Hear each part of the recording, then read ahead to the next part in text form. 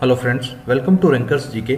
आज की इस वीडियो में संविधान के मोस्ट इंपोर्टेंट टॉप 100 क्वेश्चंस को कवर करने का प्रयास करेंगे, क्योंकि जैसा कि आप सभी लोग जानते ही हैं, संविधान का पोर्शन आपके एग्जाम की दृष्टि से बहुत ज्यादा इंपॉर्टेंट हो जाता है। और आप देखोगे इस वीडियो में आप सभी के लिए एक एक क्वेश्चन बिल्कुल सिलेक्टेड और मोस्ट इंपोर्टेंट क्वेश्चन है, और इस वीडियो के एंड तक जाते जाते आपको एक एक क्वेश्चन अच्छे से रिवाइज हो जाएगा। और इस वीडियो के लास्ट में मैंने आप सभी के लिए एक टेस्ट का भी आयोजन किया हुआ है, जिससे आप लोग अपनी तैयारी को जांच सकते हो। आपको ये पता लगेगा कि आपने इस वीडियो से कितना सीखा, कितना आपको पहले से आता था। तो चलिए ज्यादा देरी ना करते हुए शुरू करते हैं। पहला क्वेश्चन आप सभी की स्क्रीन पर है। संविधान के किस अनुच्छेद के अनुसार इंडिया अर्थात भारत राज्यों का एक संघ होगा, यह बताया गया है। तो आपके सामने चार ऑप्शन दिए हुए हैं: अनुच्छेद 12, अनुच्छेद 1, अनुच्छेद 14 या अनुच्छेद 17। तो अनुच्छेद 1 के अंदर आपको ये चीज बताई गई है कि भारत अर्थात इंडिया राज्यों का एक संघ होगा और इसमें राज्यों को संघ से अलग होने का अधिकार नहीं होता। तो ऑप्शन नंबर बी इसका बिल्कुल करेक्ट आंसर हो जाता है। नेक्स्ट क्वेश्चन है, संविधान के किस अनुच्छेद में नए राज्यों का निर्माण और वर्तमान राज्यों के क्षेत्रों, सीमाओं या नामों में परिवर्तन करने की शक्ति के बारे में आपको बताया गया है? तो इस क्वेश्चन से संबंधित आपके दिमाग में दो अनुच्छेद आने चाहिए, अनुच्छेद 2 और अनुच्छेद 3। सबसे पहले मैं इसमें आपको अनुच्छेद 2 के बारे में बताऊंगा। अनुच्छेद 2 में हमें बताया गया है नए राज्यों का प्रवेश या स्थापना। नए राज्यों से मतलब है जो राज्य पहले भारत के बाहर थे और बाद में भारत के अंदर ले लिए गए। तो अनुच्छेद 2 के अंदर उन राज्यों का वर्णन है जो राज्य पहले भारतीय सीमा के बाहर थे और अब भारत के अंदर हैं। और अनुच्छेद 2 का ही एक उदाहरण है सिक्किम राज्य, क्योंकि 35वें संविधान संशोधन के द्वारा सिक्किम को भारत में जोड़ा गया तथा एक संयुक्त राज्य बना दिया गया था। और उसके बाद 36वें संविधान संशोधन के द्वारा सिक्किम को पूर्ण राज्य का दर्जा दिया गया था। लेकिन वहीं पर अगर बात करूं नए राज्यों का निर्माण और वर्तमान राज्यों के क्षेत्रों, सीमाओं या नामों में परिवर्तन की अगर बात करेगा, तो ये चीज आपकी अनुच्छेद 3 के अंदर बताई गई है कि जो भारत के वर्तमान राज्य हैं उन्हीं राज्यों में से किसी भाग को काटकर नए राज्य का निर्माण कर देना या वर्तमान राज्य के क्षेत्रों या सीमा या उसकी नामों में परिवर्तन करने की शक्ति जो है आपके अनुच्छेद 3 में है। तो उम्मीद करूंगा आपको अनुच्छेद 2 और अनुच्छेद 3 में अंतर समझ आ गया होगा। ऑप्शन नंबर बी इसका बिल्कुल करेक्ट आंसर है। नेक्स्ट क्वेश्चन है, संविधान के किस अनुच्छेद में संविधान के प्रारंभ के समय नागरिकता के बारे में बताया गया है, अर्थात नागरिकता का वर्णन किस अनुच्छेद में है? तो अनुच्छेद 5 में ही आपको नागरिकता का वर्णन दिया हुआ है। ऑप्शन नंबर सी इसका बिल्कुल करेक्ट आंसर है। नेक्स्ट क्वेश्चन है, संविधान के किस अनुच्छेद में विधि के समक्ष समानता का अधिकार के बारे में बताया गया है? तो विधि के समक्ष समानता आप सभी को पता होगा, अनुच्छेद 14 में इसका वर्णन दिया हुआ है। ऑप्शन नंबर सी इसका बिल्कुल करेक्ट आंसर है। नेक्स्ट क्वेश्चन, संविधान के किस अनुच्छेद में धर्म, मूलवंश, जाति, लिंग या जन्म स्थान के आधार पर भेदभाव का प्रतिषेध के बारे में बताया गया है? अर्थात कोई भी धर्म, मूलवंश, जाति या लिंग या जन्म स्थान के आधार पर किसी के साथ भी कोई भेदभाव नहीं करेगा। तो ये चीज आपके अनुच्छेद 15 में निर्धारित की गई है। ऑप्शन नंबर ए इसका बिल्कुल करेक्ट आंसर है।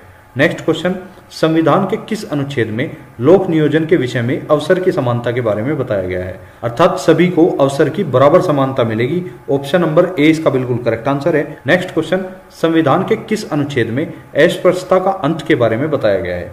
तो आप सभी को पता होगा अस्पृश्यता का अंत यानी कि अनटचेबिलिटी इज अबोलिश्ड के बारे में आपको अनुच्छेद 17 में बताया गया है। ऑप्शन नंबर डी इसका बिल्कुल करेक्ट आंसर है। नेक्स्ट क्वेश्चन, संविधान के किस अनुच्छेद में उपाधियों का अंत के बारे में बताया गया है? तो अनुच्छेद 18 में ही आपको उपाधियों के अंत के बारे में बताया गया है। अर्थात कोई भी व्यक्ति राज्य, मिलिट्री व अकादमिक उपाधि को छोड़कर कोई अन्य उपाधि अपने पास नहीं रख सकेगा। ऑप्शन नंबर बी इसका बिल्कुल करेक्ट आंसर है। नेक्स्ट क्वेश्चन, संविधान के किस अनुच्छेद में प्रेस की स्वतंत्रता अंतर्निहित है? तो प्रेस की स्वतंत्रता आप सभी को पता होगा, अनुच्छेद 19 के ए में निर्धारित की गई है। ऑप्शन नंबर सी इसका बिल्कुल करेक्ट आंसर है। नेक्स्ट क्वेश्चन, संविधान के किस अनुच्छेद में अपराधों के लिए दोष सिद्धि के संबंध में संरक्षण के बारे में बताया गया है? अर्थात अपराधों के लिए दोष सिद्धि अनुच्छेद 20 में निर्धारित की गई है। ऑप्शन नंबर बी इसका बिल्कुल करेक्ट आंसर है। नेक्स्ट क्वेश्चन, संविधान के किस अनुच्छेद में प्राण और दैहिक स्वतंत्रता के संरक्षण के बारे में बताया गया है? तो प्राण और दैहिक स्वतंत्रता का संरक्षण ये चीज आपको अनुच्छेद 21 के अंदर देखने के लिए मिलेगी। ऑप्शन नंबर सी इसका बिल्कुल करेक्ट आंसर है। नेक्स्ट क्वेश्चन, संविधान के किस अनुच्छेद में 6 से 14 वर्ष तक के सभी बच्चों को निशुल्क और अनिवार्य शिक्षा का अधिकार के बारे में बताया गया है? 6 से 14 वर्ष तक के सभी बच्चों को निशुल्क और अनिवार्य शिक्षा देना उनका अधिकार है। तो ये चीज आपको अनुच्छेद 21 के ए में बताई गई है। ऑप्शन नंबर सी इसका बिल्कुल राइट आंसर हो जाता है।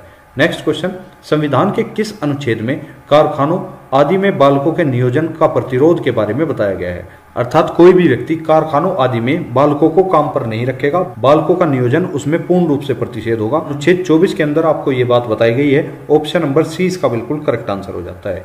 नेक्स्ट क्वेश्चन, संविधान के किस अनुच्छेद में मानव का दुर्व्यापार और बेगार मजदूरी बलात्श्रम प्रतिषिद्ध किया गया है? तो अनुच्छेद 23 के अंदर मानव के दुर्व्यापार पर भी रोक लगा दी गई और बेगार मजदूरी पर, उसके साथ बलात्श्रम पर भी पूर्ण रूप से रोक लगा दी गई थी। तो ऑप्शन नंबर सी इसका बिल्कुल करेक्ट आंसर है। नेक्स्ट क्वेश्चन, संविधान के किस अनुच्छेद में अंतःकरण की और धर्म के अबाध रूप से मान्य आचरण और प्रचार करने की स्वतंत्रता के बारे में बताया गया है? तो आप सभी देख पा रहे होंगे, धर्म को अबाध रूप से मानने की स्वतंत्रता आपकी अनुच्छेद 25 के अंदर दी गई है। तो ऑप्शन नंबर सी इसका बिल्कुल करेक्ट आंसर हो जाता है। नेक्स्ट क्वेश्चन, संविधान के किस अनुच्छेद में अल्पसंख्यक वर्गों के हितों का संरक्षण के बारे में बताया गया है? अर्थात अल्पसंख्यक वर्गों के जो भी लोग होंगे उनके सभी के हितों का संरक्षण किया जाएगा। ये चीज आपको अनुच्छेद 29 के अंदर देखने के लिए मिलेगी। ऑप्शन नंबर डी इसका बिल्कुल करेक्ट आंसर है। नेक्स्ट क्वेश्चन, संविधान के किस अनुच्छेद में संवैधानिक उपचारों का अधिकार के बारे में बताया गया है?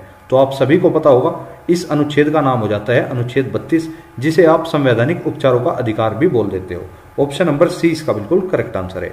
नेक्स्ट क्वेश्चन, संविधान के किस अनुच्छेद को डॉक्टर भीमराव अंबेडकर जी ने संविधान का हृदय व आत्मा कहा है? तो यही आपका सेम अनुच्छेद है, अनुच्छेद 32, जिसे डॉक्टर भीमराव अंबेडकर जी ने संविधान का हृदय व आत्मा कहा है। और ये क्वेश्चन आपका यूपीएसआई 2017 के अंदर देखने को मिल चुका है। आप सभी को ये क्वेश्चन बहुत ही ध्यानपूर्वक करने होंगे। एक एक क्वेश्चन आप सभी के लिए बहुत ज्यादा इंपॉर्टेंट है, तो एक एक क्वेश्चन को नोट करते हुए चलें। नेक्स्ट क्वेश्चन है, संविधान के किस अनुच्छेद में ग्राम पंचायत का प्रावधान के बारे में बताया गया है?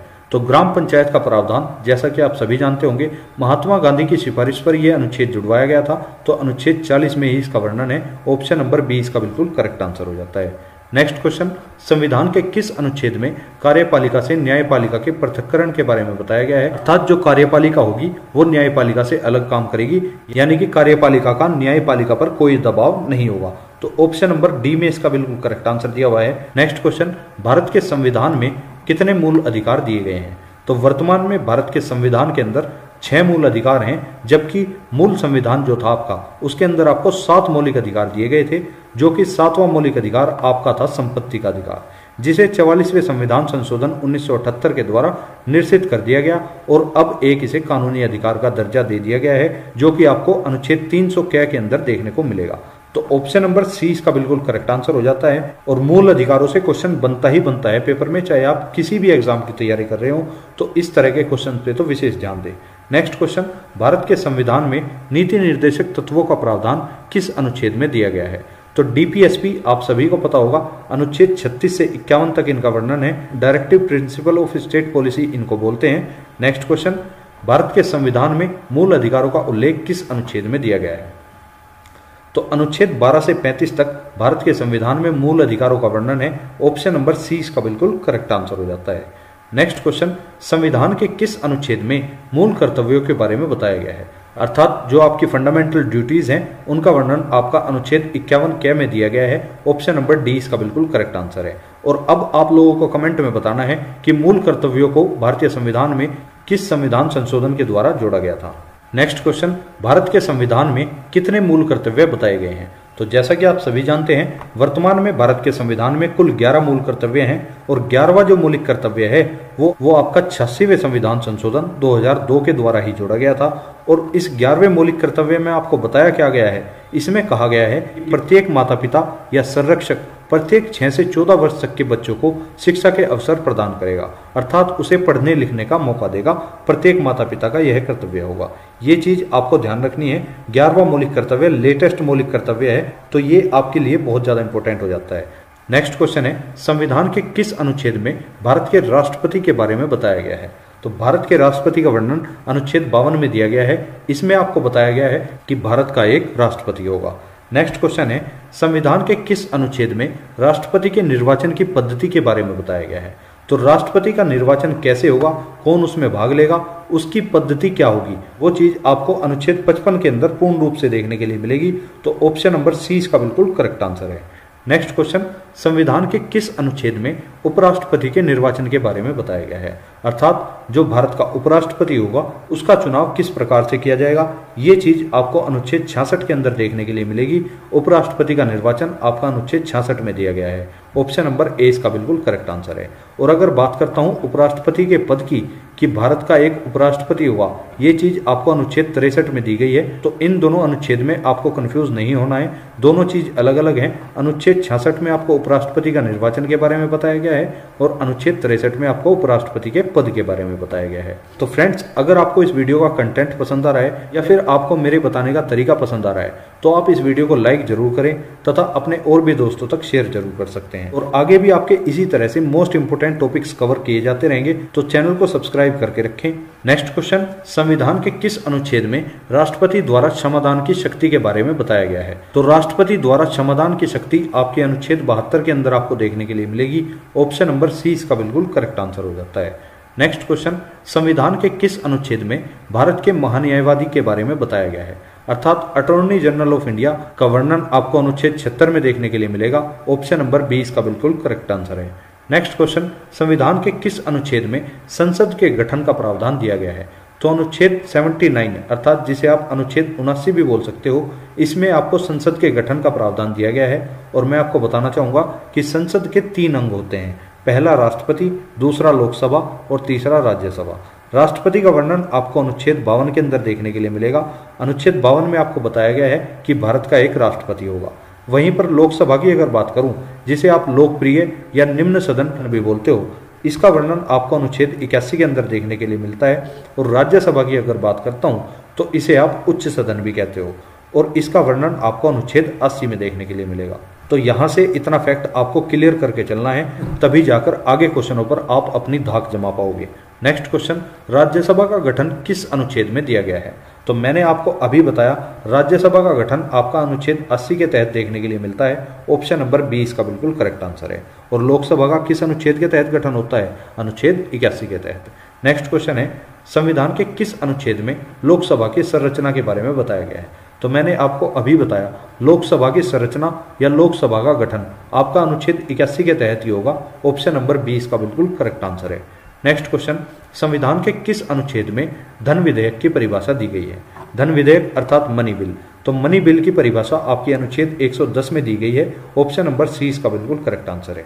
और धन विधेयक के बारे में एक विशेष बात है कि ये विधेयक केवल लोकसभा में ही पेश किया जाता है, हालांकि राज्यसभा में भी जाता है 14 दिन के लिए, लेकिन अगर 14 दिन के अंदर राज्यसभा इसे पारित नहीं करती तो यह स्वतः ही पारित मान लिया जाता है। नेक्स्ट क्वेश्चन, संविधान के किस अनुच्छेद में वार्षिक वित्तीय विवरण के बारे में बताया गया है? तो एनुअल बजट के बारे में आपको अनुच्छेद 12 में देखने के लिए मिलेगा। ऑप्शन नंबर सी इसका बिल्कुल करेक्ट आंसर है।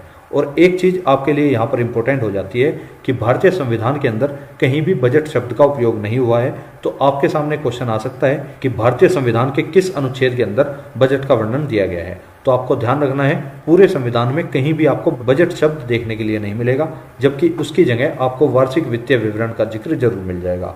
नेक्स्ट क्वेश्चन, संविधान के किस अनुच्छेद में उच्चतम न्यायालय की स्थापना और गठन के बारे में बताया गया है?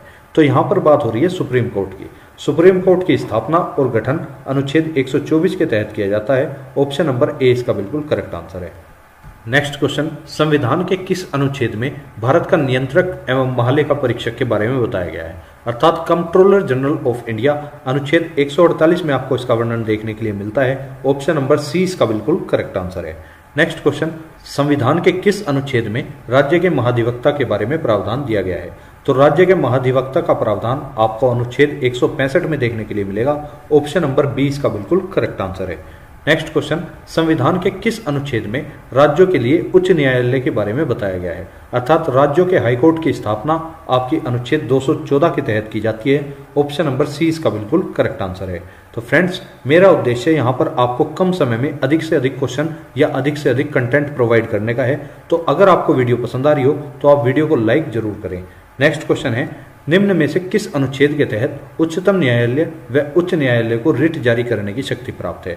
तो फ्रेंड्स मैं आपको यहाँ पर बताना चाहूंगा अनुच्छेद 32 के तहत सुप्रीम कोर्ट रिट जारी कर सकता है और अनुच्छेद 226 के तहत हाई कोर्ट रिट जारी कर सकता है। तो ऑप्शन नंबर बी इसका बिल्कुल करेक्ट आंसर है, अनुच्छेद 32 व 226। नेक्स्ट क्वेश्चन, संविधान के किस अनुच्छेद में दिल्ली के संबंध में विशेष उपबंध के बारे में बताया गया है? तो दिल्ली को विशेष राज्य का दर्जा अनुच्छेद 239 के तहत दिया गया है। ऑप्शन नंबर बी इसका बिल्कुल करेक्ट आंसर है। नेक्स्ट क्वेश्चन, संविधान के किस अनुच्छेद में वित्त आयोग के बारे में बताया गया है? तो फाइनेंस कमीशन के बारे में आपको अनुच्छेद 280 के तहत देखने के लिए मिलेगा। अब अगर मैं आपको थोड़ा डिटेल में बताऊं तो फाइनेंस कमीशन की स्थापना प्रत्येक 5 वर्ष में राष्ट्रपति के द्वारा की जाती है। नेक्स्ट क्वेश्चन, संविधान के किस अनुच्छेद में अखिल भारतीय सेवाओं के बारे में बताया गया है? तो ऑल इंडिया सर्विसेज के बारे में अनुच्छेद 312 में आपको प्रावधान देखने के लिए मिलेंगे। ऑप्शन नंबर सी इसका बिल्कुल करेक्ट आंसर है। नेक्स्ट क्वेश्चन, संविधान के किस अनुच्छेद में संघ और राज्य के लिए लोक सेवा आयोग के बारे में बताया गया है? तो अनुच्छेद 315 में आपको यूपीएससी का गठन या लोक सेवा आयोग की स्थापना के बारे में बताया गया है। ऑप्शन नंबर ए इसका बिल्कुल करेक्ट आंसर है। और फ्रेंड्स, जैसा कि आप सभी जानते हो, आपकी हाल फिलहाल में कई सारी परीक्षाएं होने वाली हैं और एसएससी जीडी तक की तो डेट भी आ चुकी है।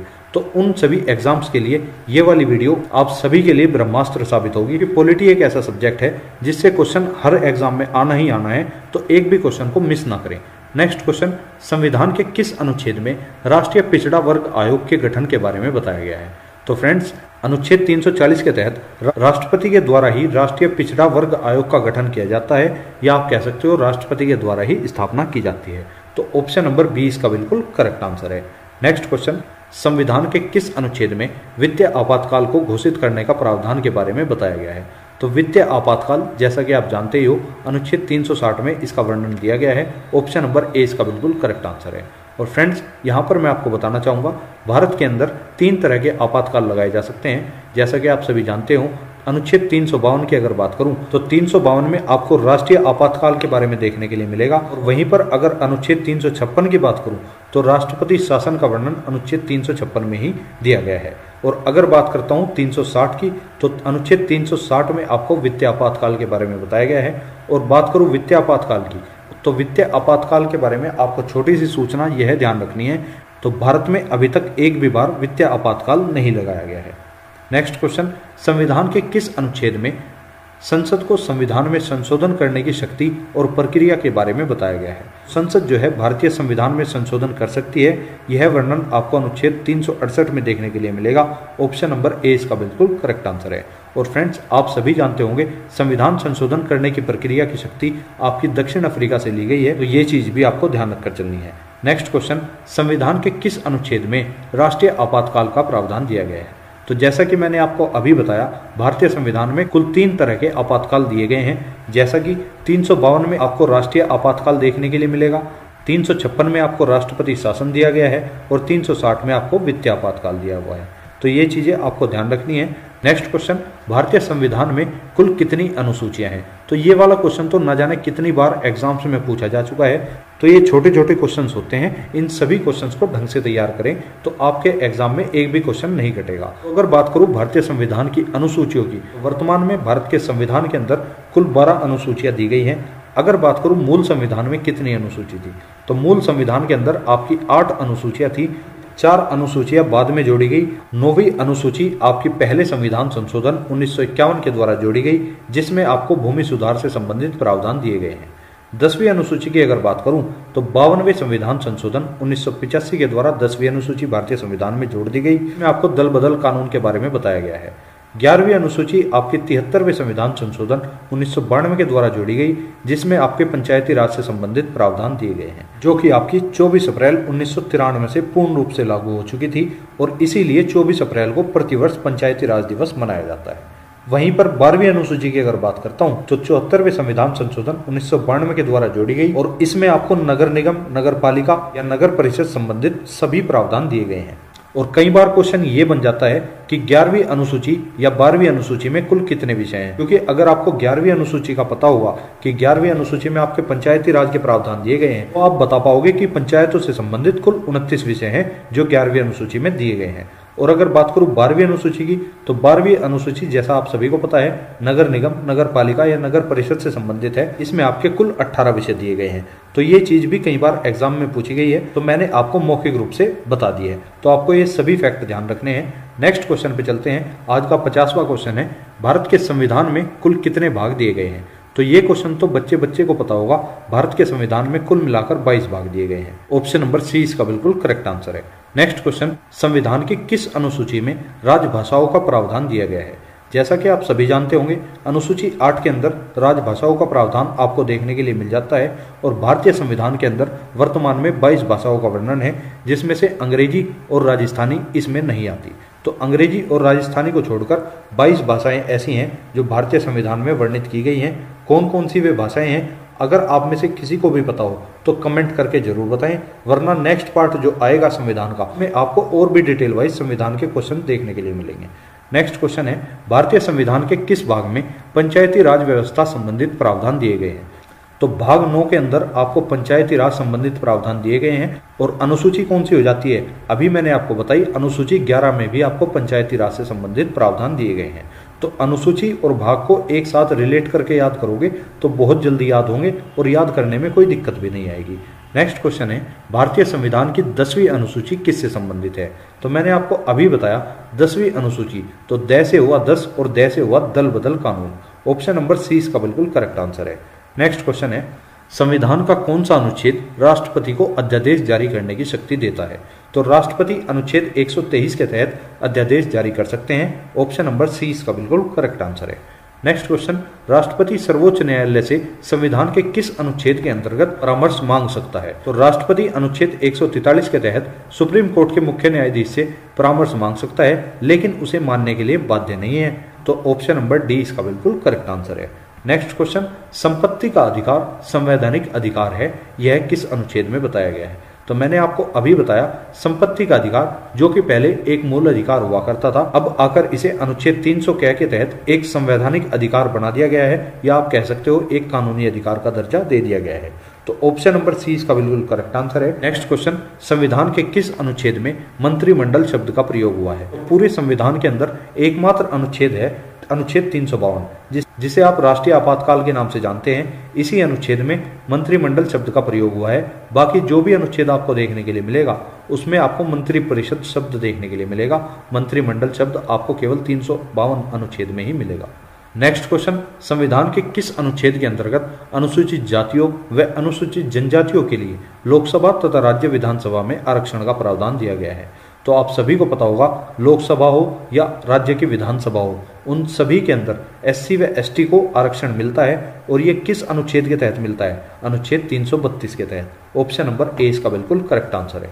नेक्स्ट क्वेश्चन, राज्य पुनर्गठन अधिनियम कब पारित किया गया? तो फ्रेंड्स यहाँ पर मैं आपको बता देता हूँ, राज्य पुनर्गठन जब भी आप सुनते हो तो आपके मन में दो चीज आनी चाहिए, एक तो राज्य पुनर्गठन अधिनियम और एक राज्य पुनर्गठन आयोग, जिसे आप फजल अली आयोग के नाम से भी जानते होंगे।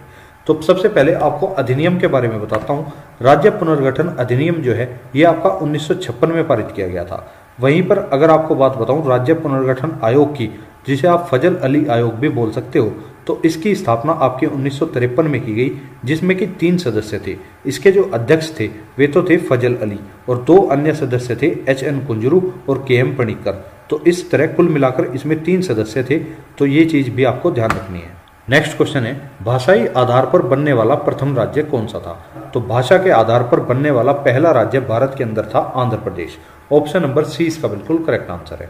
नेक्स्ट क्वेश्चन, सिक्किम भारत का 22वां राज्य किस संविधान संशोधन से बना है? तो मैंने आपको अनुच्छेद 3 जहां समझाया था, वहीं पर आपको अनुच्छेद 2 भी समझाया था। और अनुच्छेद 2 के तहत ही आपको बताया था कि सिक्किम भारत का 22वां राज्य बनाया गया है। और किस संविधान संशोधन से बनाया गया है? 36वें संविधान संशोधन के द्वारा सिक्किम को भारत का 22वें राज्य का दर्जा दिया गया था। जबकि 35वें संविधान संशोधन 1974 के द्वारा सिक्किम को एक संयुक्त राज्य का दर्जा दिया गया था। और अगर बात करूं संयुक्त राज्य का दर्जा होता क्या है, तो संयुक्त राज्य उसे बोलते हैं जो ना ही तो पूर्ण रूप से राज्य हो और ना ही पूर्ण रूप से केंद्र शासित प्रदेश हो। नेक्स्ट क्वेश्चन पे, भारतीय संविधान में नागरिकता के प्रावधान कब लागू हुए? तो जैसे कि आप सभी जानते होंगे, जब से भारत का संविधान पूर्ण रूप से लागू हुआ, अर्थात 26 जनवरी 1950 से, तभी से ही नागरिकता के प्रावधान भी भारत में लागू हुए थे। नेक्स्ट क्वेश्चन है, भारत ने एकल नागरिकता की अवधारणा किस देश से अपनाई है? तो आप सभी जानते होंगे एकल नागरिकता भारत ने इंग्लैंड देश से अपनाई है। ऑप्शन नंबर ए इसका बिल्कुल करेक्ट आंसर है। नेक्स्ट क्वेश्चन, भारतीय संविधान के अंतर्गत मूल अधिकारों का संरक्षक कौन है? तो मूल अधिकारों का संरक्षक भारतीय न्यायपालिका को बनाया गया है। ऑप्शन नंबर सी इसका बिल्कुल करेक्ट आंसर है। ना ही तो संसद है, ना ही राष्ट्रपति है और ना ही मंत्रिमंडल है। नेक्स्ट क्वेश्चन है, 44वें संविधान संशोधन विधेयक द्वारा किस मौलिक अधिकार को सामान्य वैधानिक अधिकार बना दिया गया? तो मैंने आपको अभी बताया था 44वें संविधान संशोधन 1978 के द्वारा ही संपत्ति का अधिकार जो था उसे एक वैधानिक अधिकार या फिर एक कानूनी अधिकार बना दिया गया था। ऑप्शन नंबर बी इसका बिल्कुल करेक्ट आंसर है।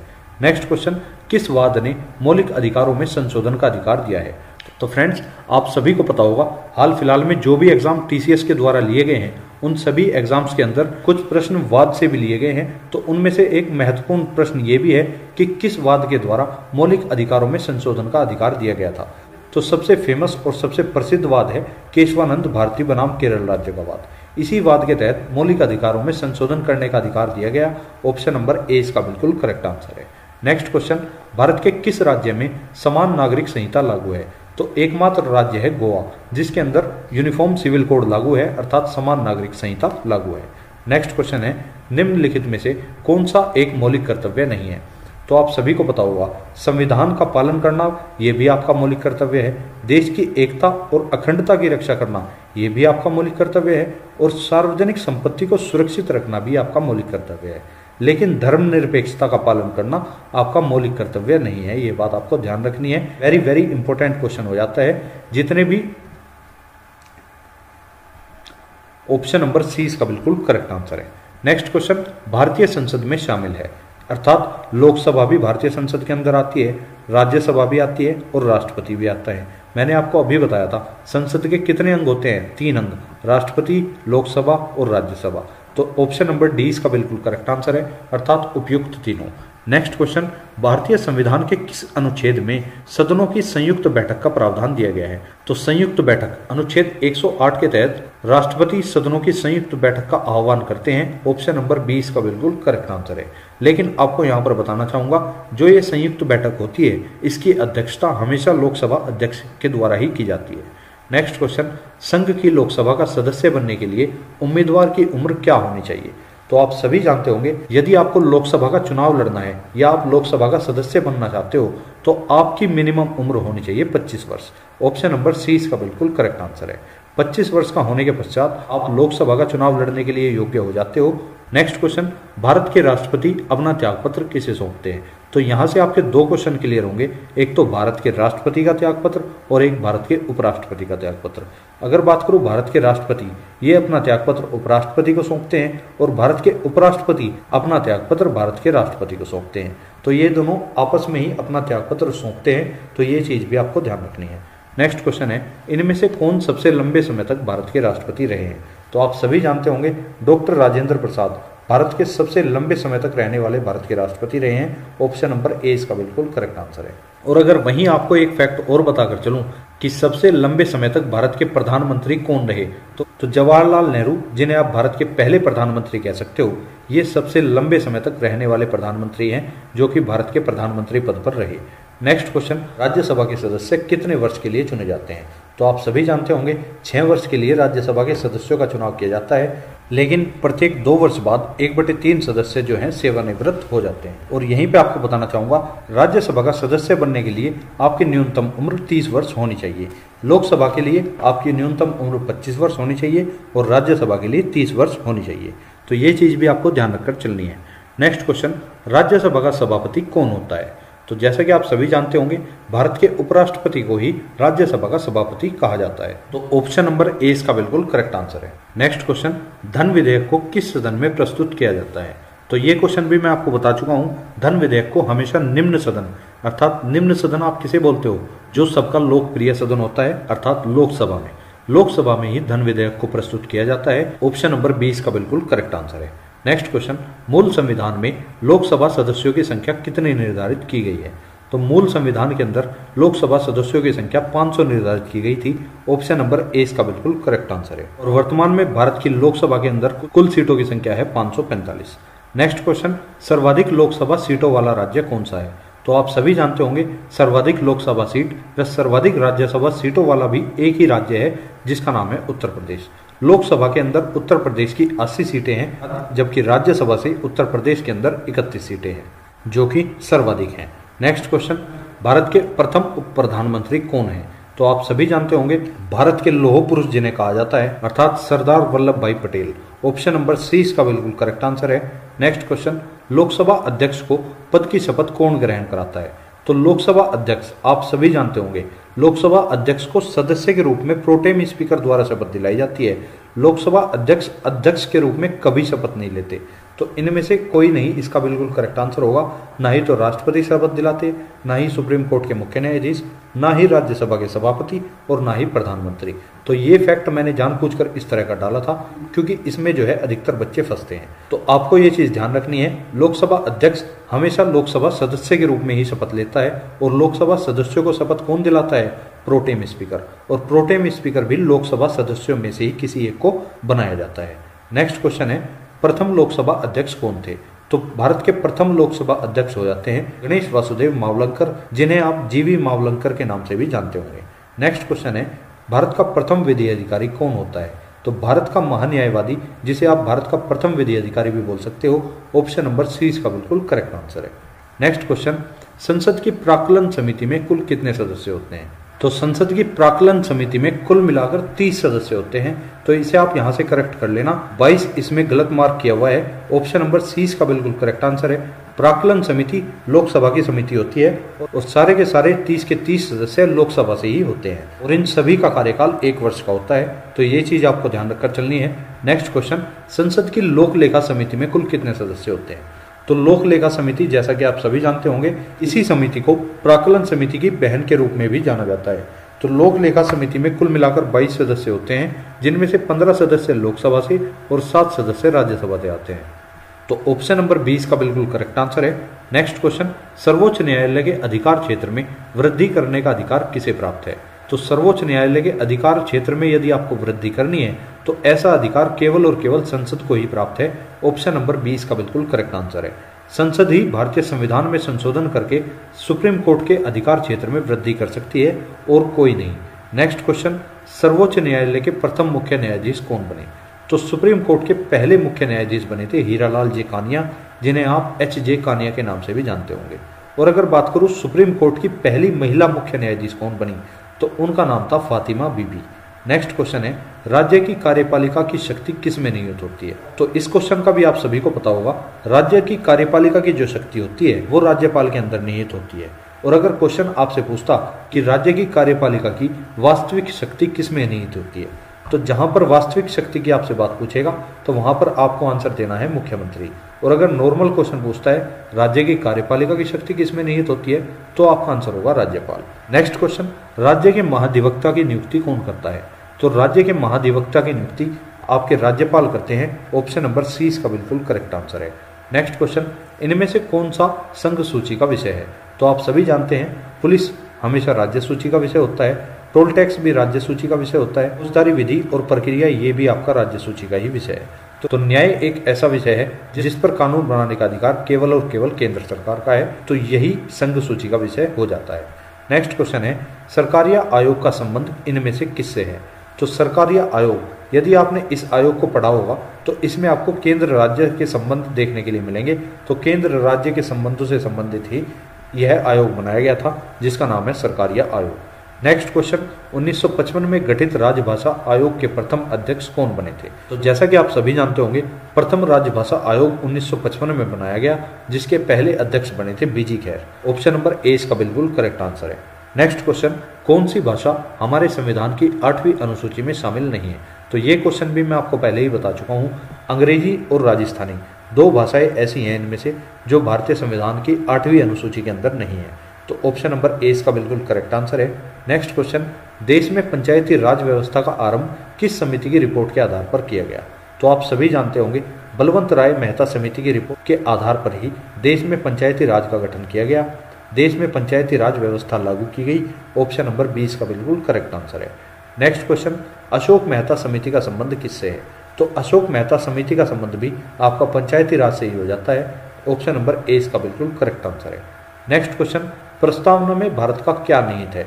मूल दर्शन निहित है, प्रत्यक्ष लोकतंत्र निहित है, साम्यवादी स्वरूप निहित है या नास्तिक राज्य की अवधारणा है? तो ऑप्शन नंबर ए इसका बिल्कुल करेक्ट आंसर है। प्रस्तावना में ही भारत के मूल दर्शन निहित है। ऑप्शन नंबर ए इसका बिल्कुल करेक्ट आंसर है। नेक्स्ट क्वेश्चन, 26 नवंबर 1949 को अंगीकृत भारतीय संविधान की प्रस्तावना में कौन से शब्द सम्मिलित नहीं थे? तो समाजवादी, पंथनिरपेक्ष, अखंडता, ये तीनों ही शब्द 42वें संविधान संशोधन 1976 के द्वारा बाद में जोड़े गए, जबकि मूल संविधान या अंगीकृत भारतीय संविधान के अंदर ये तीनों शब्द उपलब्ध नहीं थे। तो ऑप्शन नंबर डी इसका बिल्कुल करेक्ट आंसर हो जाता है। नेक्स्ट क्वेश्चन, भारतीय संविधान की प्रस्तावना में कितनी स्वतंत्रताओं का उल्लेख किया गया है? तो भारतीय संविधान की प्रस्तावना में आपको 5 तरह की स्वतंत्रताएं देखने के लिए मिलेंगी, जिनमें से पहली है विचार की स्वतंत्रता, दूसरी है अभिव्यक्ति की स्वतंत्रता, तीसरी है विश्वास की स्वतंत्रता, चौथी है धर्म की स्वतंत्रता और पांचवी हो जाती है उपासना की स्वतंत्रता। तो ये पांचों स्वतंत्रताएं आपको भारतीय संविधान की प्रस्तावना के अंदर देखने के लिए मिलती हैं। नेक्स्ट क्वेश्चन है, भारतीय संविधान की प्रस्तावना में भारत का कौन सा नाम उल्लिखित है? तो मैंने आपको पहले भी बताया है, भारत के संविधान की प्रस्तावना में भारत को भारत और इंडिया के नाम से जाना जाता है। तो ऑप्शन नंबर सी इसका बिल्कुल करेक्ट आंसर है। नेक्स्ट क्वेश्चन, प्रस्तावना में समाजवादी, पंथनिरपेक्ष और अखंडता शब्द किस संविधान संशोधन के माध्यम से जुड़े थे? तो 42वें संविधान संशोधन 1976 के द्वारा प्रस्तावना में समाजवादी, पंथनिरपेक्ष और अखंडता शब्द को जोड़ा गया। ऑप्शन नंबर ए इसका बिल्कुल करेक्ट आंसर है। नेक्स्ट क्वेश्चन और आज का लास्ट क्वेश्चन है, संविधान सभा ने सर्वसम्मति से उद्देश्य प्रस्ताव को कब पारित किया? तो जवाहरलाल नेहरू के द्वारा जो उद्देश्य प्रस्ताव संविधान सभा के सामने रखा गया, इसको 22 जनवरी 1947 को संविधान सभा ने सर्वसम्मति से अपना लिया तथा पारित कर दिया। ऑप्शन नंबर बी इसका बिल्कुल करेक्ट आंसर हो जाता है। तो फ्रेंड्स, यहाँ तक आपने संविधान के मोस्ट इंपोर्टेंट टॉप 100 क्वेश्चंस किए हैं और इनमें से अधिकतर क्वेश्चन वे थे जो TCS के द्वारा हाल फिलहाल के एग्जाम में पूछे गए हैं। तो आपने संविधान का मोस्ट इंपोर्टेंट पार्ट 1 कंप्लीट कर लिया है। इसके कुछ दिनों बाद आपको संविधान का पार्ट 2 भी देखने के लिए मिलेगा, जिसमें आपके बचे हुए डिटेल वाइज क्वेश्चन कवर करा दिए जाएंगे। तो इस तरह से आप देखोगे आपका पूरा संविधान डिटेल वाइज कवर हो चुका होगा और इस संविधान सीरीज को करने के बाद आप किसी भी एग्जाम में बैठ जाना, संविधान का क्वेश्चन आपका बिल्कुल गलत नहीं होगा। ये चीज मैं आपको विश्वास दिला सकता हूँ। और इसी के साथ यही कहना चाहूंगा कि अगर आपको कंटेंट पसंद आ रहा है या मेरा बताने का तरीका पसंद आ रहा है, तो आप चैनल से जुड़ सकते हैं और वीडियो को लाइक कर सकते हैं। मिलेंगे नेक्स्ट वीडियो में, तब तक के लिए जय हिंद, जय भारत।